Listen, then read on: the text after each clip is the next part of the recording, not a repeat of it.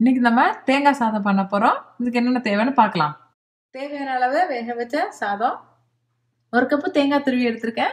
நீங்க எவ்வளவுக்கு தேங்காய் ஆட் பண்றீங்களோ அவ்வளவு தேங்காய் சாதம் நல்லா டேஸ்டா இருக்கும். ஸோ நிறைய எடுத்துக்கோங்க.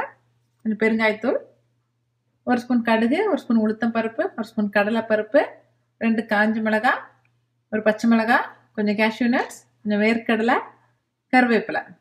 இப்போ இந்த தேங்காய் சாதம் எப்படி பண்றதுன்னு பார்க்கலாம். பாத்திரத்தில் நான் தேங்காய் எண்ணெய் ஊற்றிருக்கேன். தேங்காய் எண்ணெய் இருந்தால் ரொம்ப நல்லது. இல்லைன்னா நீங்கள் ரெகுலர் ஆயில் கூட யூஸ் பண்ணிக்கலாம். எண்ணெய் காஞ்சதும் இல்லை கடுகு போட்டுடலாம். கூடவே கடுகு வெடிக்கும் போதே வேர்க்கடலை போடுங்க. வேர்க்கடலை நல்லா வறுத்துக்கலாம். வேர்க்கடலை வறுத்ததும் நம்ம இதில் உளுத்தம் பருப்பு, கடலைப்பருப்பு, கேஷ்யூ நட்ஸ்,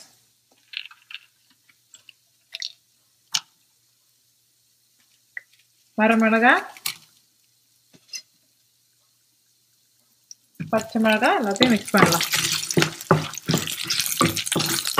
இப்போ எல்லாம் ஃப்ரை பண்ணதும் நம்ம இதில் ஹிங் போட போகிறோம்.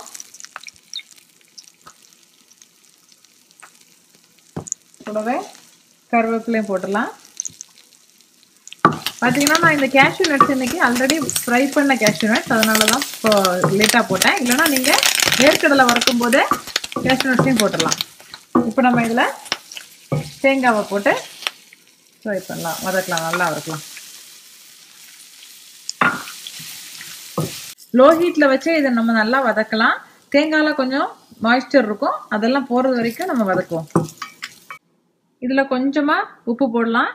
ஏன்னா நான் வந்து இன்னைக்கு சாதம் வடிக்கும் போதே சாதத்துலேயே நிறைய உப்பு போட்டு தான் வடிச்சிருக்கேன். ஸோ அதனால் இதில் கொஞ்சமாக உப்பு போடுறேன். இப்போ இந்த தேங்காயிலேருந்து மாய்ஸ்சர்லாம் போயிடுச்சு. இந்த ஸ்டேஜில் நம்ம இந்த சாதத்தை இதில் மிக்ஸ் பண்ணி நல்லா கிண்டலாம். இந்த சாதத்தை நல்லா மிக்ஸ் பண்ணியாச்சு. இப்போ நீங்கள் அடுப்பு ஆஃப் பண்ணி இதை சர்வ் பண்ணலாம். சுவையான தேங்காய் சாதம் ரெடி ஆகிடுச்சு. இதை கண்டிப்பாக வீட்டில் ட்ரை பண்ணி பாருங்கள்.